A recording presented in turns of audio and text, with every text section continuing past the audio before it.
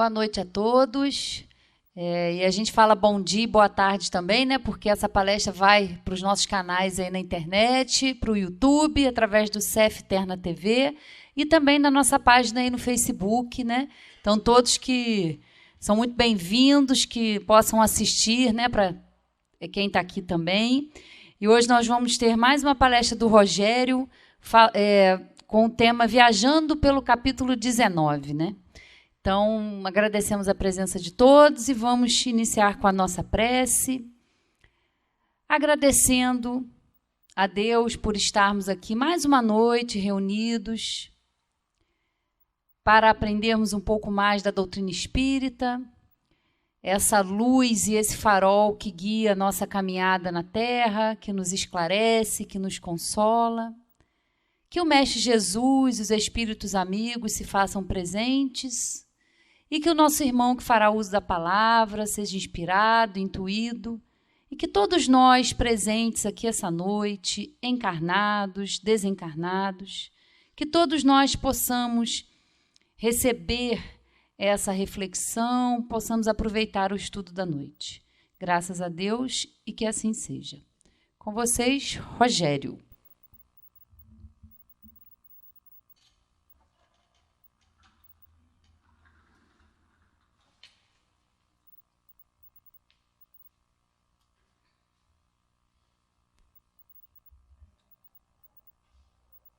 Boa noite a todos. O som tá bom aí? Tá tranquilo? É porque depois eu vou me entusiasmando, aí vai ficando mais alto, né? Conforme vai dando o calor do espiritismo, a gente vai ficando mais exaltado.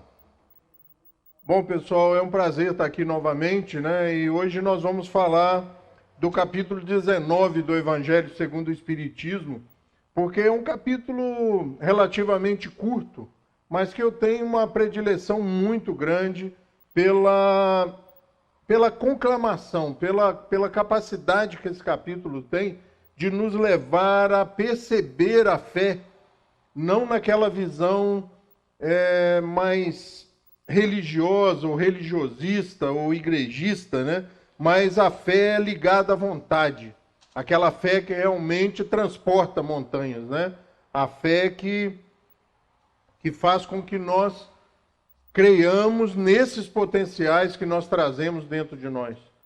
Ele é uma exaltação, ele é uma conclamação constante nos seus capítulos, nos seus itens, né? E principalmente nesta proposta do transporte dessas montanhas. Ele trata de dois aspectos muito interessantes, que é no começo do capítulo, quando ele separa bem da fé moral, da fé da capacidade moral, da ascensão moral. E logo depois, já no item 2, no segundo item, ele já começa a falar dessa fé que nós devemos ter em nós mesmos.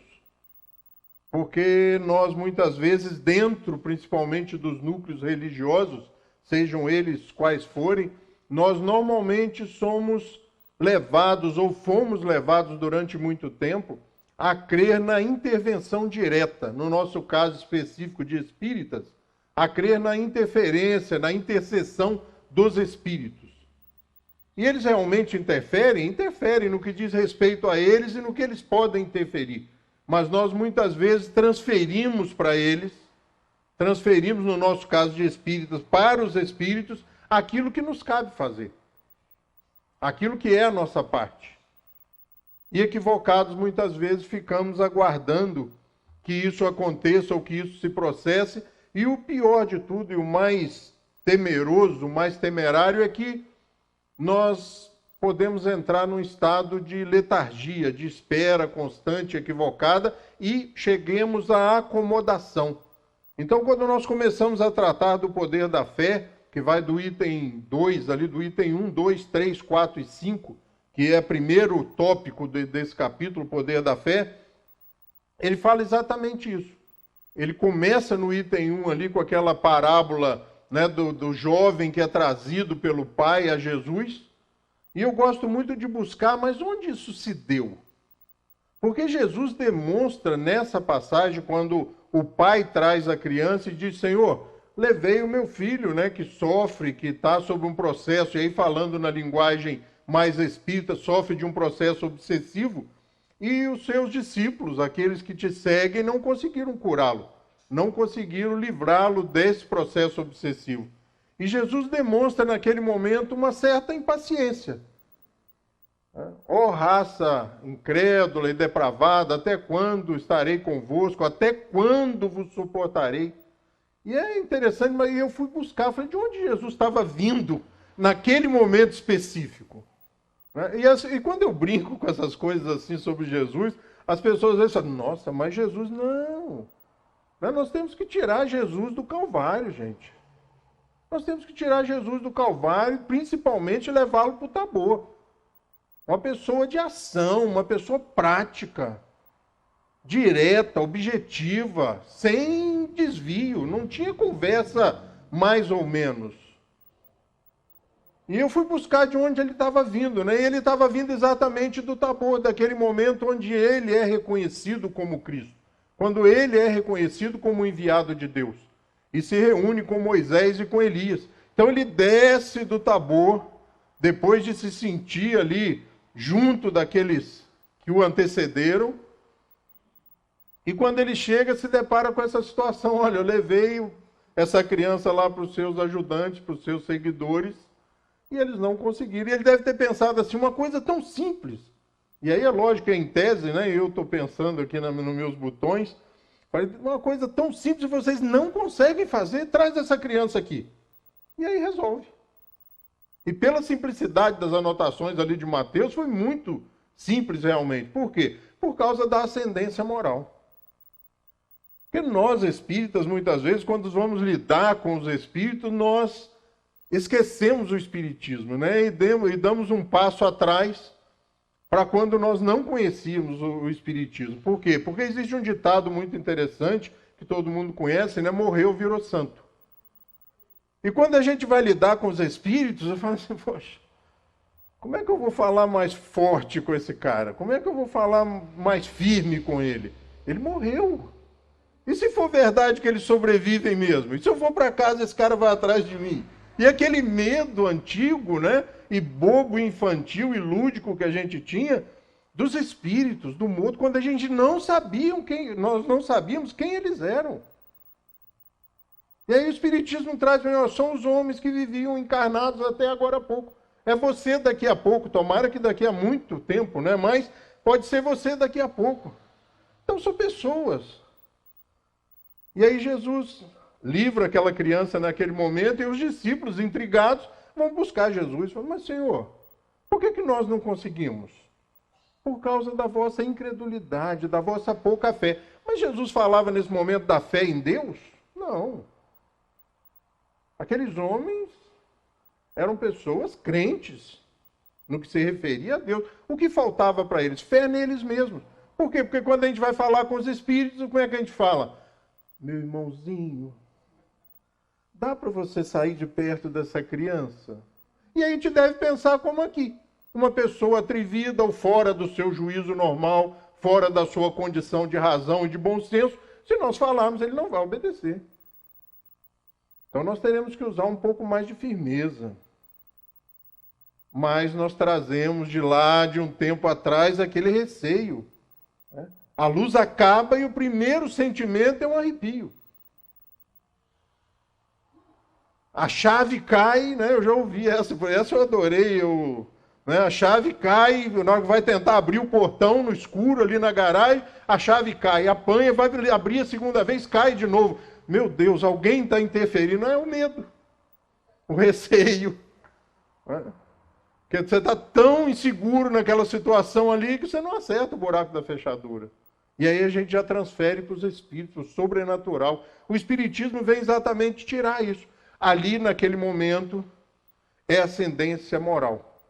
Faltava aqueles homens. Mas o mais interessante é que esses mesmos homens, passado 30, 40, 50 anos, eles começam e passam a fazer coisas que Jesus havia afirmado para eles que eles fariam. Eles curavam. Eles faziam coisas muito próximas daquelas que Jesus fazia. O que aconteceu com esses homens? A experiência, o lidar com aquela experiência, lidar com o cristianismo, lidar com a vida, ganharam fé. Qual fé? Fé em Deus? Não, fé neles mesmos. Segurança naquilo que eles estavam fazendo. Sabedores de que quando agimos pelo bem e para o bem, nós estamos assistidos pelos amigos espirituais, e aí sim. Quando eu disse dessa possibilidade no capítulo 19 do Evangelho segundo o Espiritismo, que ele trabalha a fé no sentido da vontade, e aí eu trago a proposta de Jesus fora da cruz, porque o cristão ele ainda traz isso. Quando nós falamos em Jesus, a gente lembra-se do suplício, da crucificação, dos maus tratos sofridos. Nos esquecemos de Jesus, buscamos Jesus na cruz, mas o Evangelho segundo o Espiritismo, principalmente, vem nos dizer que ele só permaneceu naquela situação o tempo exato e necessário para que se cumprisse algo. Porque no momento seguinte nós vamos encontrá-lo na estrada de Emaús. Nós vamos encontrá-lo consolando e elucidando Maria. Ainda na proximidade dos jardins ali no túmulo. Se apresentando aos seus apóstolos, aos seus discípulos. Olha, eu estou aqui. Até porque se ele não volta, o que acontecia? A estrada de Emaús é o quê? São aqueles homens... Jesus buscaria qualquer um na estrada? A revelia, por acaso? Não. Ele busca homens que estavam trabalhando no cristianismo. Que ao verem o que aconteceu e verem somente o Calvário, sepultado o homem, eles voltam para casa. Acabou. Acabou o sonho. Jesus vai resgatá-los na estrada. Por isso eu tenho uma palestra, que diz caminho de Emaús. Um caminho que leva à perdição. Um caminho que leva ao erro. Porque eles desanimaram do trabalho. E quando Jesus retorna, eles veem que a proposta dele era verdadeira. Então Jesus esteve ali naquela situação dramática o tempo necessário para que se cumprisse aquilo que deveria acontecer. E no momento seguinte vai ao trabalho. Então, quando nós olharmos ou lembrarmos de Jesus, devemos lembrar sim dele, no Calvário. Mas somente pelo tempo necessário. E lembrar do momento da glorificação, do reconhecimento, quando aqueles que estavam com ele olham e dizem: Senhor, as narrativas dos evangelistas é que ele resplandeceu de luz. Que eles não conseguiam ver direito. Porque ali ele é reconhecido realmente como o Espírito que era, E logo em seguida, na continuação, ali no item 2, no item 3, já do capítulo 19 do Evangelho segundo o Espiritismo, eu vou repetir isso várias vezes, para incitar vocês, provocar vocês, para que cheguem em casa e leiam. É muito rápido.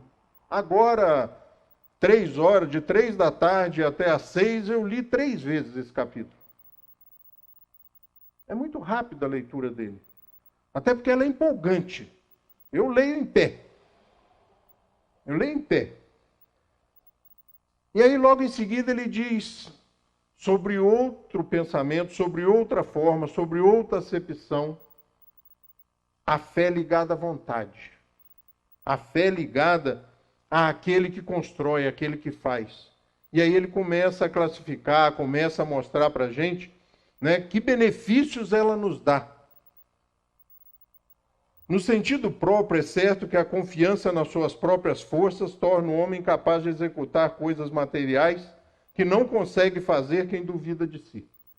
Quando você entra numa proposta, eu vou fazer, vai dar certo. Tem certeza que vai dar certo. E você levanta e vai fazer, aquele que acredita tem bem mais chances do que aquele que fala, vamos ver o que dá para fazer. Eu gosto muito quando as pessoas dizem, quem sou eu? Essa aí é para desanimar mesmo, falar assim, nem adianta me convidar porque eu estou fora dessa parada, E o engraçado também é que muda a voz, Quando a pessoa fala isso, você fala, quem sou eu?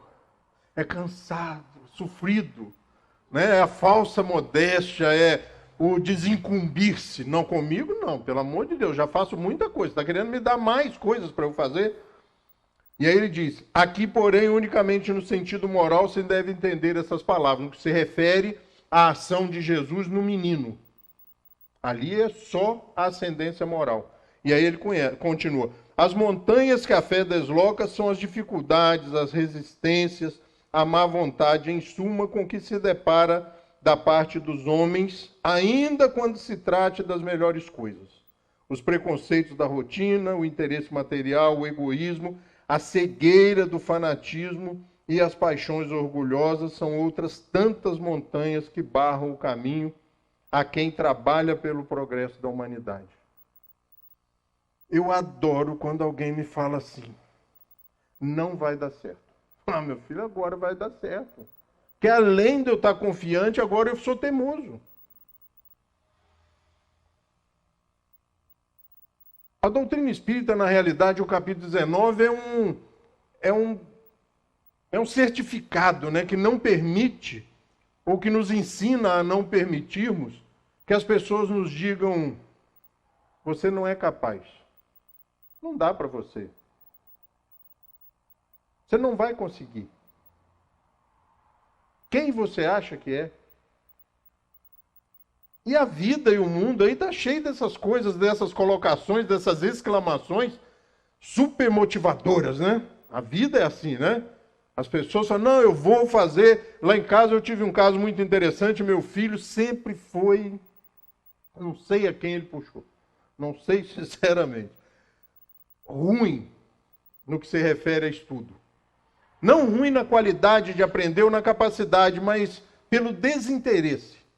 Eu disse aqui domingo passado, eu ia muito ao colégio, eu chegava a ter a chave do colégio, eu só tinha dificuldade de entrar na sala de aula, que era muito desinteressante para mim.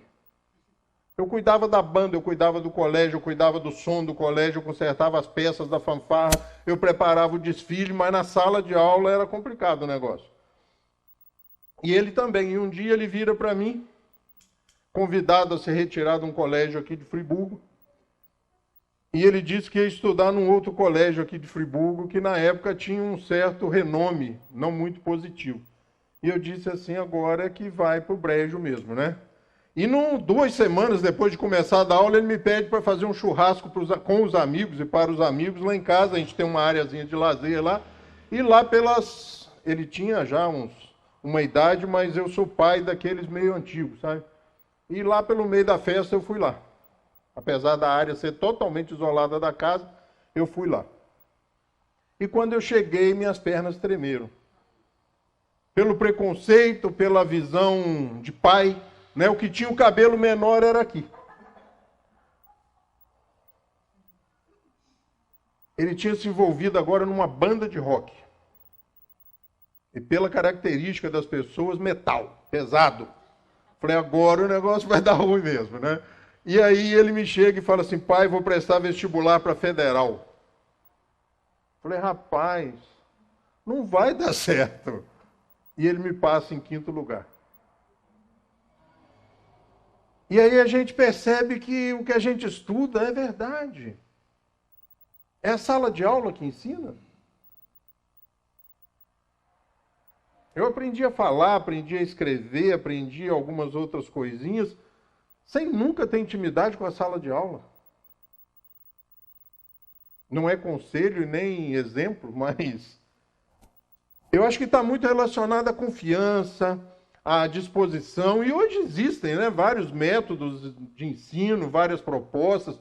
Eu sou meio apaixonado pela pedagogia Waldorf, apesar de ser um fã e admirador de Pestalozzi, mas a pedagogia Waldorf me chama a atenção, que é uma pedagogia que trabalha os potenciais daquele espírito encarnado, daquela criança. O que você gosta de fazer? Eu gosto de fazer isso, então vamos aprimorar isso.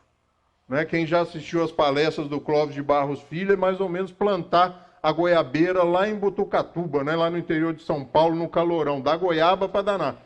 Não adianta você pegar uma goiabeira e plantar no Polo Norte. Não vai dar goiaba.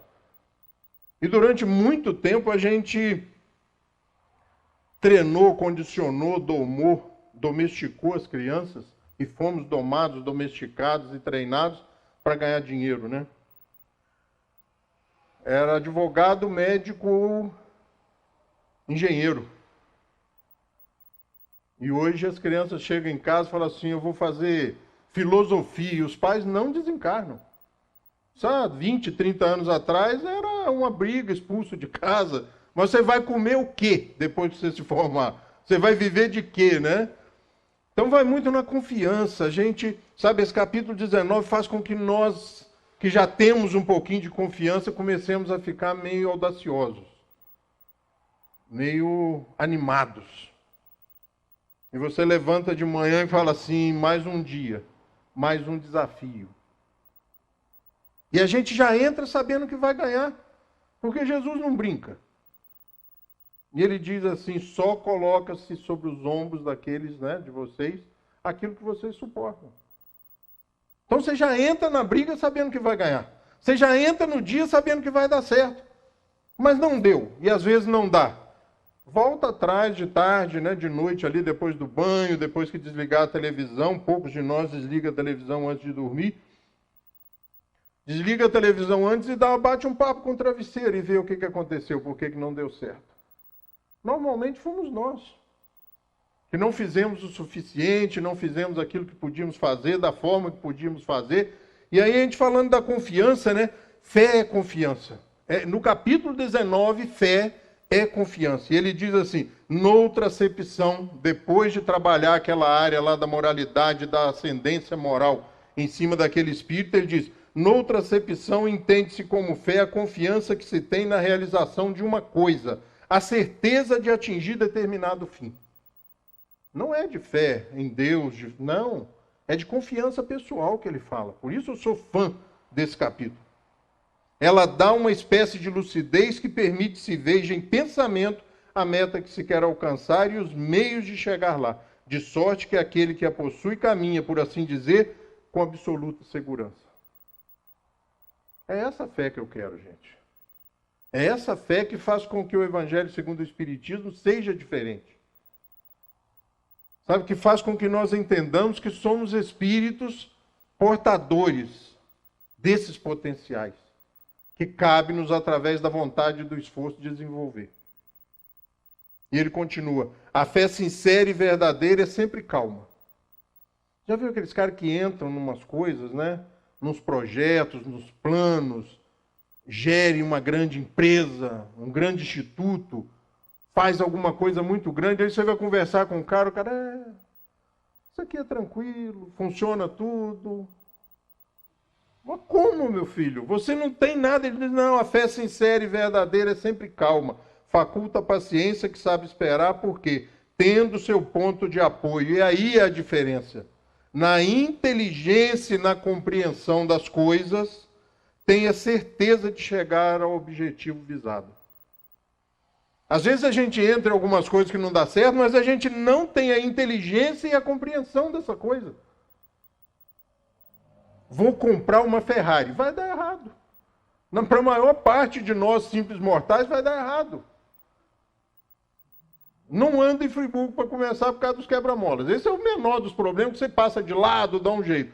Mas não vai ter mecânico, você não vai conseguir pagar as prestações, não vai conseguir segurar ela. Então não vai dar certo, né? Então é um plano que você não tem a inteligência e nem a compreensão das repercussões e dos problemas que isso vai gerar. A não ser que compre e coloque na sala, né? Como algumas pessoas o fizeram. E aí ele termina uma colocação dessa dizendo uma frase lá no Evangelho que todos nós espíritas conhecemos, ou se não conhecemos, já ouvimos falar.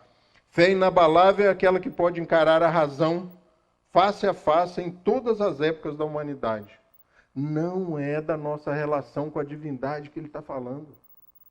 Está falando de fé razoada, de encarar a vida face a face, de ver a vida como um grande experimento, um grande desafio. E que nós somos o escrevente disso, nós somos o autor dessa peça.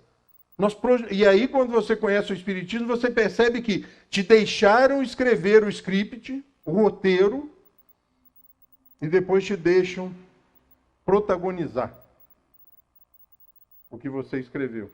Você é o protagonista da história que você escreveu. Ah, mas não é tudo que eu quero que dá certo. Não.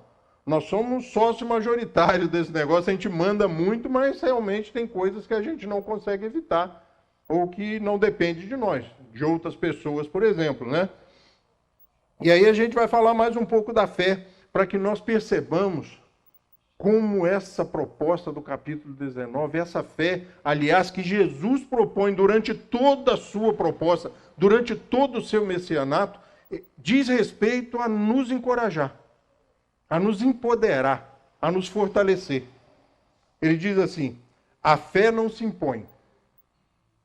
Essa já é complexa, né? Porque, principalmente, eu não sei se acontece em outras denominações religiosas, mas espírita nós somos assim. Né? Nós vamos ao centro espírita 4, 5 semanas e chegamos em casa e começamos a converter a esposa ou o marido, e queremos levar os filhos para a evangelização, e leva a sogra e leva o sogro, e passa na casa do vizinho, e nós começamos, e as pessoas... E aí eu vou contar uma história bem interessante, né, que eu encontro no ônibus, e essas coisas vêm na minha cabeça assim, que é aquela senhora que chega no centro espírita, primeiro dia. Mas tem gente extrovertida, né? Comunicativa, sociável. E ela chega e no primeiro dia já, quem é você? Valéria, tudo bem? Ângela, tá?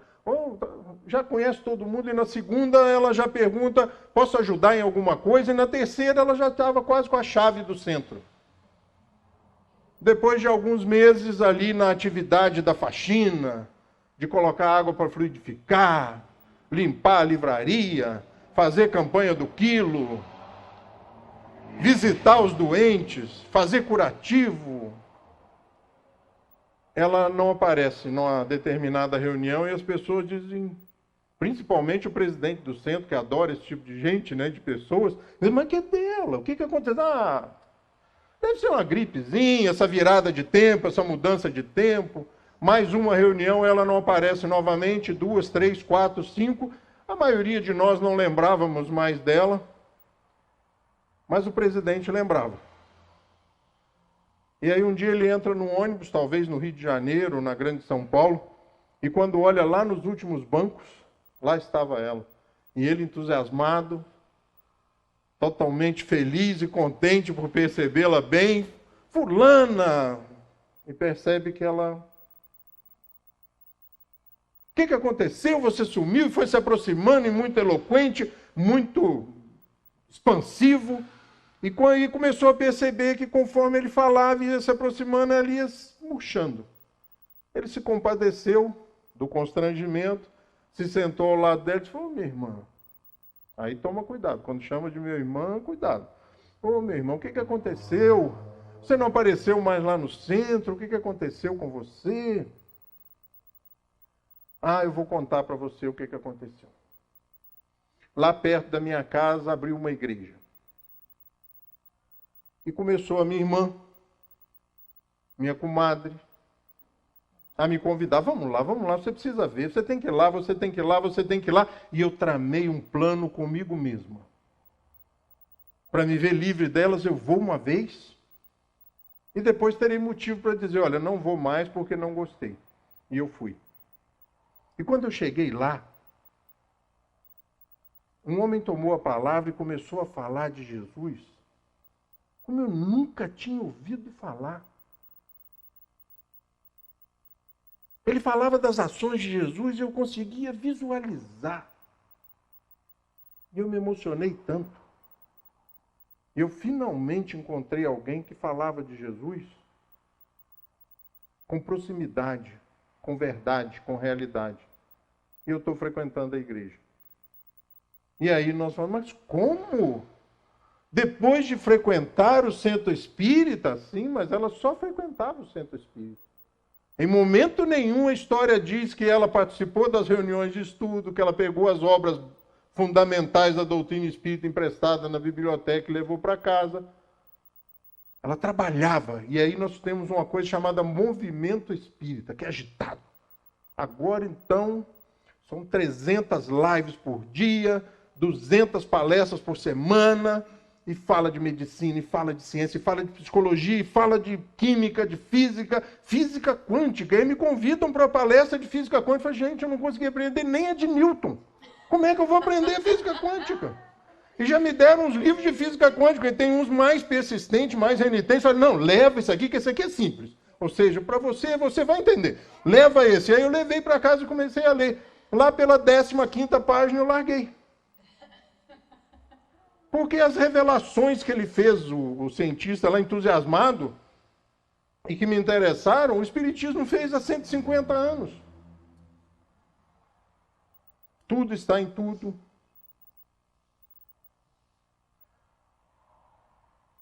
E aí você encontra no movimento espírita tanta novidade, tanta coisa. E aí um dia alguém lá no centro espírita me chamou e me disse assim, podemos formar um grupo de estudo? Eu falei, lógico. Mas 30 anos de centro espírita faz você fazer uma segunda pergunta. Principalmente dependendo da pessoa que te perguntou. Qual a obra mesmo que vocês vão estudar?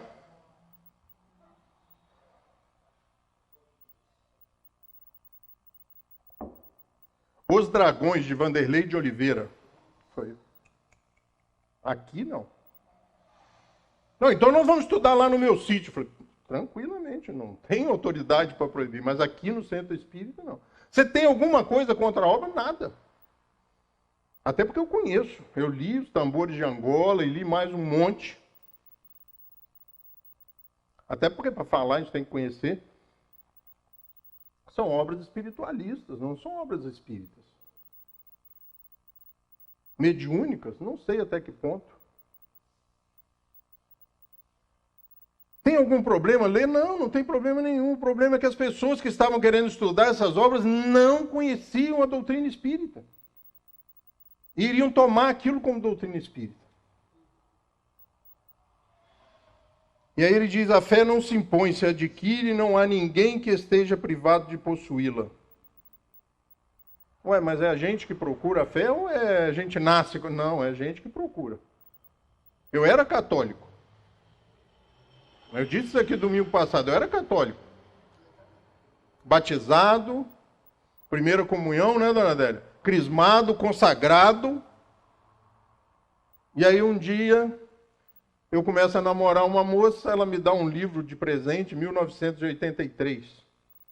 Ela me dá um livro chamado Confidências de um Inconfidente, ditado pelo espírito Tomás Antônio Gonzaga.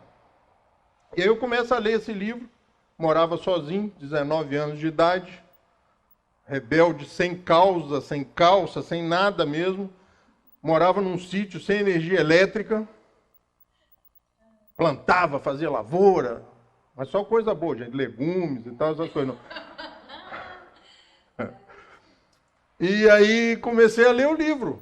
Lampião, né? Aquele lampião de camisinha, aquele lampião de gás, sabe? Lampião, e ler o livro.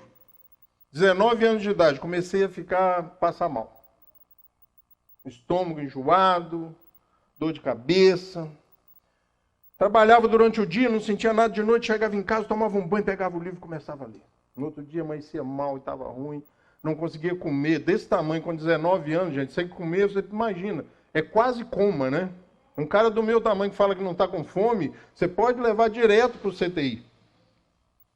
E aí eu cheguei na casa dessa namorada espírita, num sábado, minha sogra espírita, fundadora de casa espírita, olhou, você está amarelo.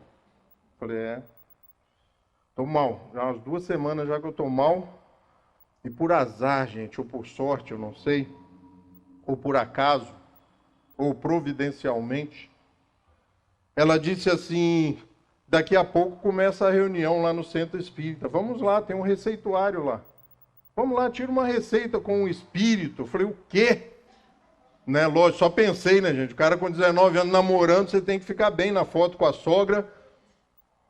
Vamos. Minhas pernas tremiam. E eu fui para o centro, sentei na primeira fila e talvez por ela ser fundadora da casa foi rápido. Ou eu imaginei ser rápido e entrei num quartinho, talvez parecido com esse aqui. Lá no fundo tinha uma pessoa sentada e ela me disse com uma voz meio estranha assim. Pois não, meu filho, o que foi? Eu não sei, foi minha sogra que me trouxe aqui. Eu estava louco que aquilo acabasse para me ver livre daquele constrangimento. E ela disse, mas o que você está sentindo? Eu falei, não, eu estou com enjoo, estou meio ruim e tal.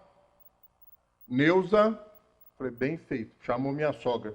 Foi bem feito. Sabia que não era para eu ter vindo.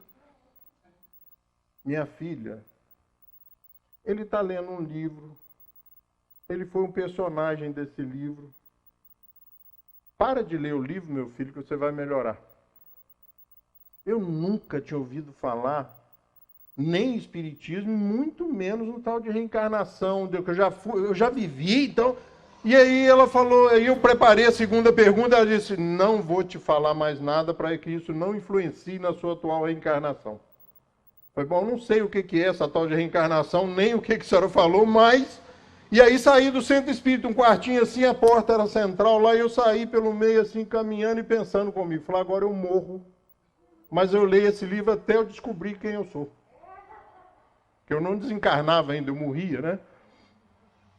Fui embora e continuei a ler o livro.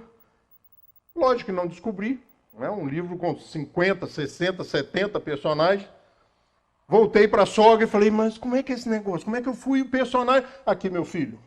Pá, Livro dos Espíritos. Morava sozinho no sítio, você imagina, né? No sábado seguinte, aqui o livro. Ela, pá, outro. E daí uns 3 meses eu já não queria mais saber quem eu era no livro. Eu já tinha aprendido sobre reencarnação e já sabia que o espírito não retrograda, não piora. E aí eu fiz uma conta básica. O livro chama-se Confidências do Inconfidente. No começo eu falei assim, quando essa senhora me falou, eu falei assim, no mínimo Tiradentes.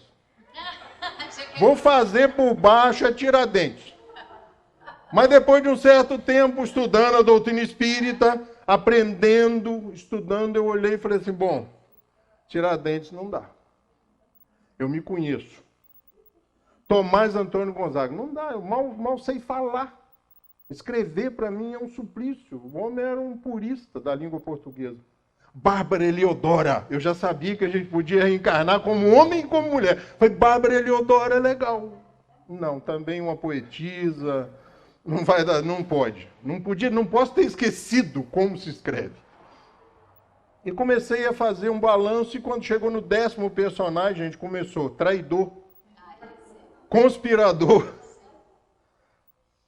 dedo duro, covarde. Larguei o livro na estante e voltei para estudar a doutrina espírita.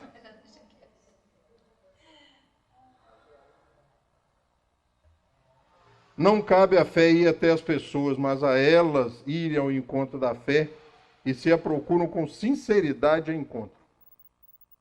E aí eu conheci a doutrina espírita dessa forma e já entrei quebrando um paradigma. Aqui, no espiritismo, ou se vem pela dor, ou pelo amor. Eu vim pela curiosidade.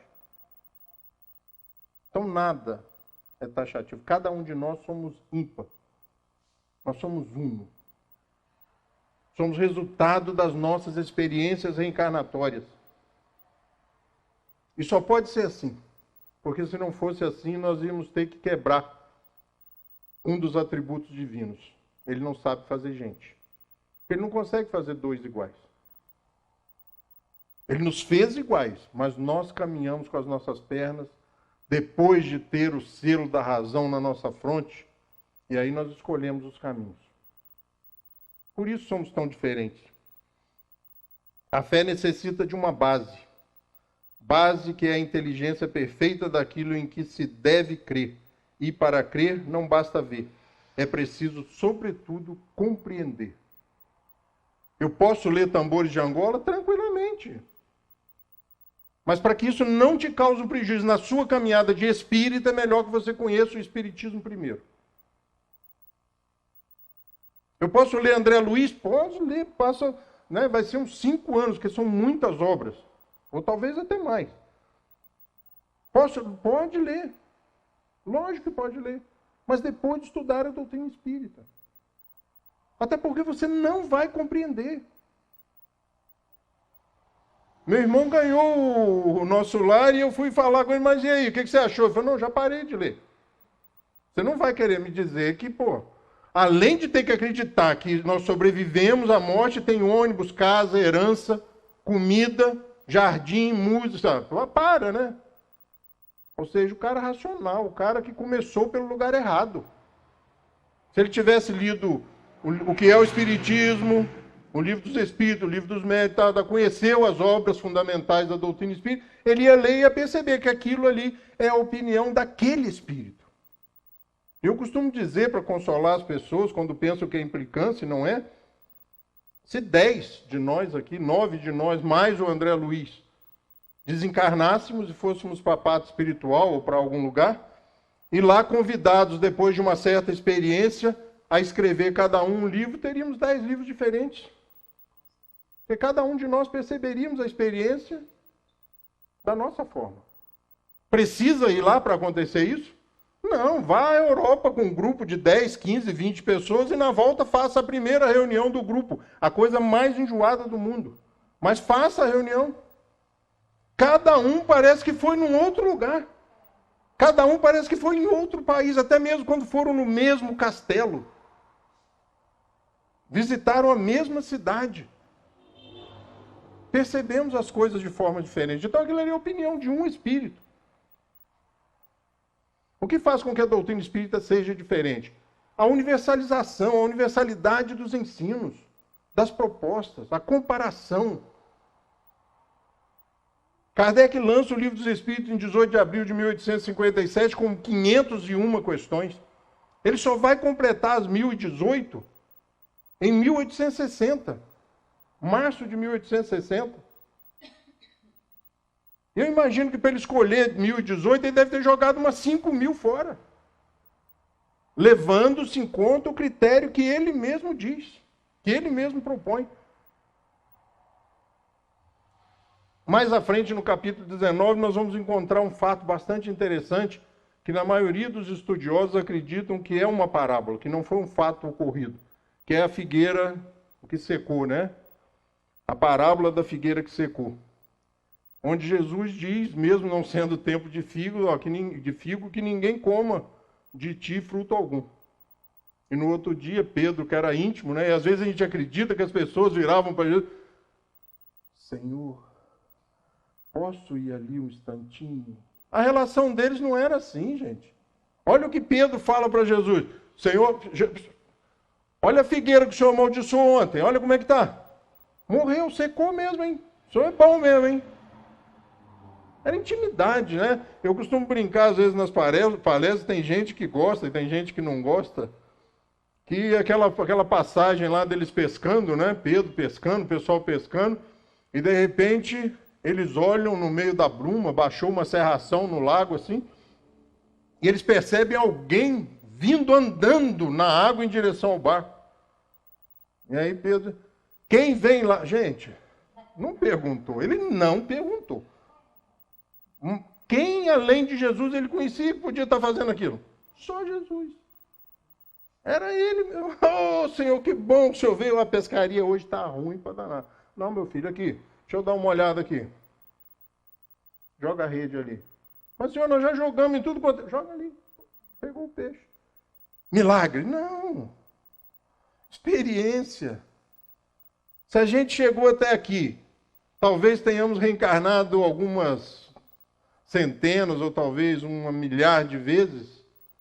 Imagina Jesus para chegar onde ele chegou. Ou a gente ainda acredita que Jesus foi uma criação à parte. Que Deus, esses aqui eu vou criar um time aqui já para me ajudar. Não. Começou simples e ignorante. Caminhou e chegou aonde chegou. Por isso ele olhava para a gente, olha para a gente, sabe? Eu sei o que você está sentindo. Já passou por coisa parecida, por coisa igual, semelhante, análoga. E aí ele diz assim, as pessoas que apenas aparentam o bem, mas na realidade nada produzem de bom. Ele faz alusão à figueira. Aquela figueira cheia de folhas, bonitona, verdona, forte, grandona, e você vai lá, abre e não tem nada. Ah, mas não é tempo de fruto. Mas existe um tempo específico para a gente frutificar? Para nós frutificarmos, para nós fazermos? Quando eu me aposentar, eu não falo mais isso. Quando eu me aposentar, eu vou fazer. Desencarna 5 dias antes de aposentar. Pessoas que apenas aparentam o bem, mas na realidade nada produzem de bom. Pessoas que podem ser úteis e não são. Médios que se desviam de sua missão. Ele faz alusão à figueira que não está produzindo com essas pessoas, com nós, com alguns de nós. E aí ele entra mais à frente na fé, mãe da esperança e da caridade. Essa parte é de chorar. Por isso eu leio em pé, sabe? Porque aí respira mais, ventila mais, areja mais e a gente não se emociona, né? E aí ele fala da fé proveitosa. Para ser proveitosa, a fé tem que ser ativa. Não é que, Senhor, me arruma um emprego, Senhor. A coisa está feia. Mas você já levou o currículo? Não, eu tenho eles aqui em casa. Mas se alguém me ligar e pedir, eu levo lá. Ou mando pelo correio. Vê se ele tem e-mail para eu mandar. A pessoa me diz assim, olha, meu filho está se formando em técnico de segurança do trabalho. Sabe onde é que ele pode arrumar um emprego? Eu falei, sei. Eu tenho um amigo que tem uma construtora e ele comentou comigo, ele é voluntário lá no Laje, ele comentou comigo que estão com obras novas na Baixada Fluminense, na região dos Lagos. Manda ele lá. Falei, não, cara, amanhã mesmo eu vou levar o currículo do menino lá. Falei, nem leva, porque não vai dar certo. Eu conheço o cara lá. Não, como é que você vai levar o currículo do menino lá? Não vai dar certo. Porque se eu sou o RH, é o senhor que está querendo. Não é para o meu filho. Eu falei, está fora. A pilha, bota e depois ele para os outros por cima. Que negócio é esse? A fé tem que ser ativa. Não dá. Amigos espirituais. Tem uma família lá perto de casa, passando fome, Senhor. Ajuda eles. Eu fico imaginando a cara de Jesus, né?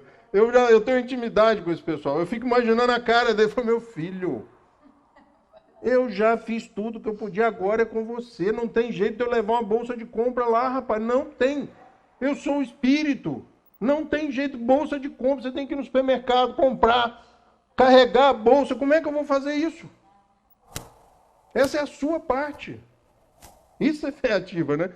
Não deve entorpecer-se, porque a gente se acomoda. Glicose está alta, colesterol alto, tomar uns passes, tomar água fluidificada. E aí hoje vai almoçar lá no Mosquinha, lá no Costelão da estrada de Teresópolis. Não tem espírito que dê jeito, não tem magnetismo que dá jeito. Pode dar passe no cara, 31 por dia, não vai dar jeito. Vai infartar. Vai infartar. Mãe de todas as virtudes que conduzem a Deus, cumpre-lhe velar atentamente pelo desenvolvimento dos filhos que gerou.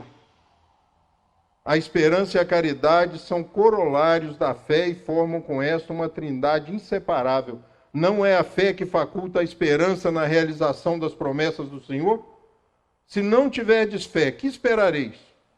Não é a fé que dá o amor? Se não tendes fé, qual será o vosso reconhecimento e, portanto, o vosso amor? Inspiração divina, a fé desperta todos os instintos nobres que encaminha o homem para o bem, é a base da regeneração. Não deve ser a fé em Deus, gente. Eu tenho uma leve desconfiança que é de outra fé que ele está falando.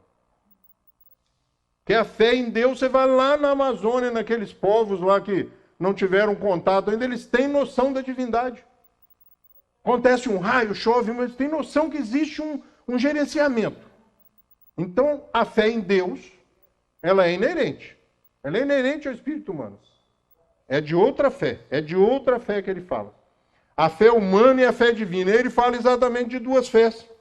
Né? Ele fala, ó, no homem, a fé é o sentimento inato de seus destinos futuros. É a consciência que ele tem das faculdades imensas depositadas em germe no seu íntimo. A princípio em estado latente. E que lhe cumpre fazer que desabroche e cresçam pela ação da sua vontade. Então não tem como explicar um negócio desse, né? No homem, a fé é o sentimento inato de seus destinos futuros. É a consciência que ele tem das faculdades imensas depositadas em germe no seu íntimo. A princípio, em estado latente, que lhe cumpre fazer que desabroche e cresça pela ação da sua vontade. Um espírito protetor. Mas que fé é essa? Divina e humana. E ele diz, a fé humana, o homem de muita inteligência que persegue a realização de algum grande empreendimento, triunfa se tem fé, porque sente em si que pode e há de chegar ao fim colimado, certeza que lhe faculta imensa força. E aí ele vai falar da fé divina. O homem de bem que, crente no seu futuro celeste, deseja encher de belas e nobres ações a sua existência, aure na sua fé a certeza da felicidade que o espera, a força necessária, e ainda aí se opera um milagre de caridade, de devotamento e de abnegação. Enfim, com a fé não há tendências más que não possam ser vencidas. Então a fé humana é aquela que nós temos a fé que nós vamos fazer, que nós podemos fazer, que nós vamos curar. Pode me dar um passe? Vou ver o que eu posso fazer, né? Vamos pedir aos amigos. Eu já nem quero passe mais. Nem quero passe. A pessoa que vai aplicar está duvidosa, está vacilante. E aí ele termina, gente, lá no final do item 12, só tem 12 itens esse capítulo.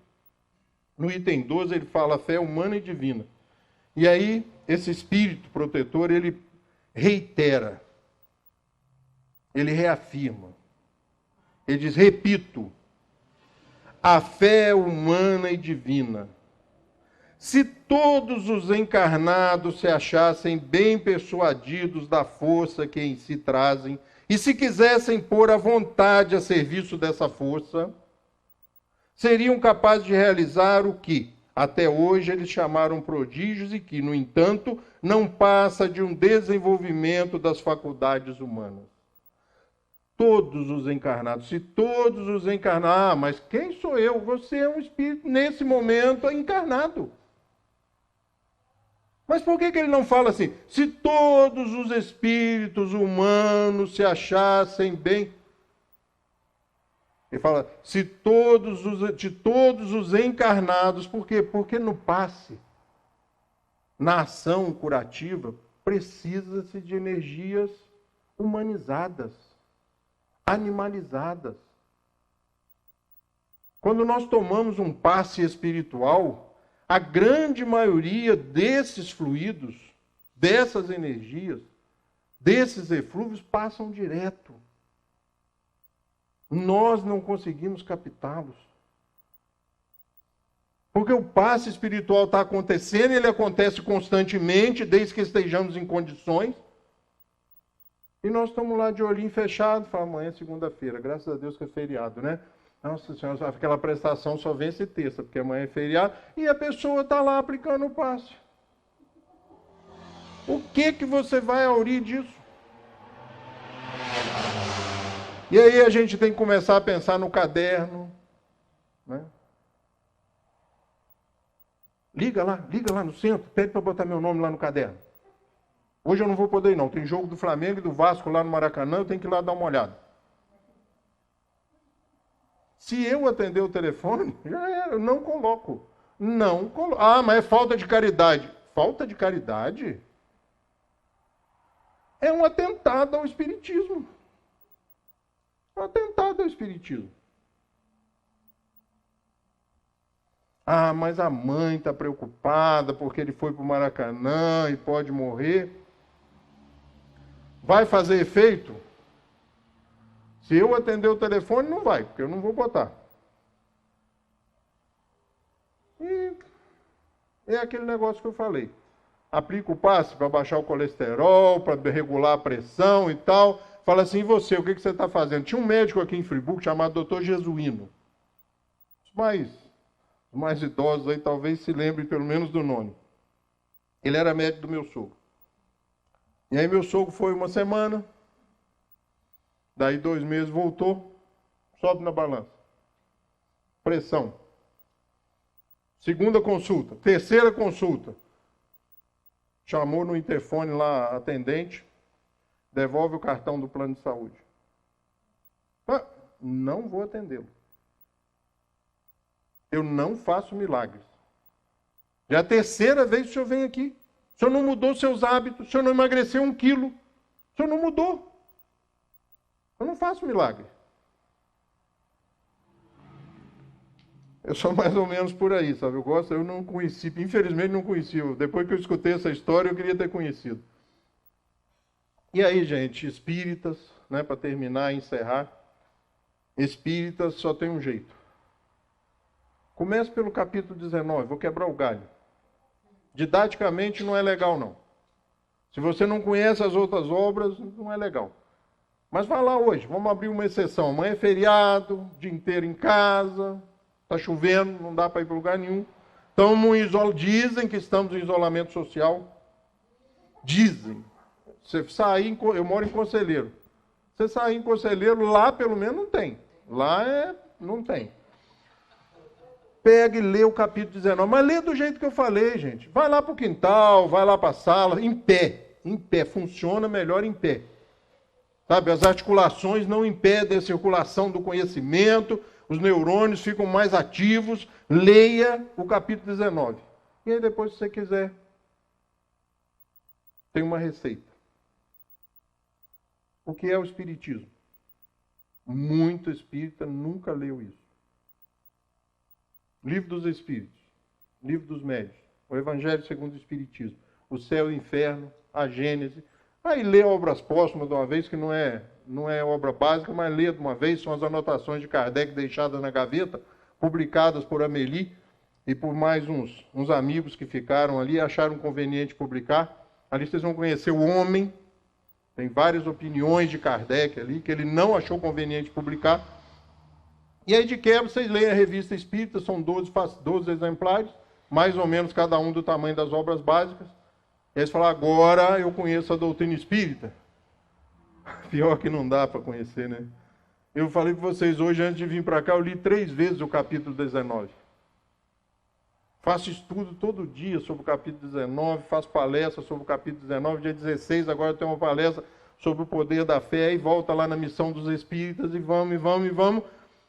E cada vez que você lê, rapaz, eu falo assim, não é possível. Eu realmente não aprendi a ler direito. Porque você começa a descobrir coisas, né? Então, conheçamos a doutrina espírita. Depois vamos lá conhecer tudo. O resto, tudo. As obras a favor do espiritismo, contra o espiritismo, as mediúnicas, as não mediúnicas, e vamos conhecer tudo. O que não dá é viver o que a gente está vivendo aí no momento, onde as pessoas vindas de outras ciências não compreendem que a doutrina espírita é uma ciência, mas é uma ciência da doutrina espírita. E as pessoas teimam em querer explicar a doutrina espírita através da medicina, da psicologia, da psiquiatria e de outras ciências. Não dá certo. É mais ou menos querer botar o Rio de Janeiro dentro de Friburgo. Não funciona. Que Jesus possa nos abençoar e nos amparar, gente, e ter só mais um pouquinho de paciência com a gente. Que a gente está ficando esperto e quando ele menos esperar, nós vamos estar do lado dele. Do lado. E quando ele olhar, nós não vamos nos assustar. E cheio de coragem, cheio de vontade, cheio de fé, seguindo a sua prescrição, a sua recomendação, vamos perguntar para ele, posso ajudar onde? O que tem para fazer aí? E aí vai dar certo. Vai dar certo, porque aí a partir desse dia eu acho que a gente não vai precisar nem reencarnar, né? Uma boa noite para vocês, que Jesus nos abençoe.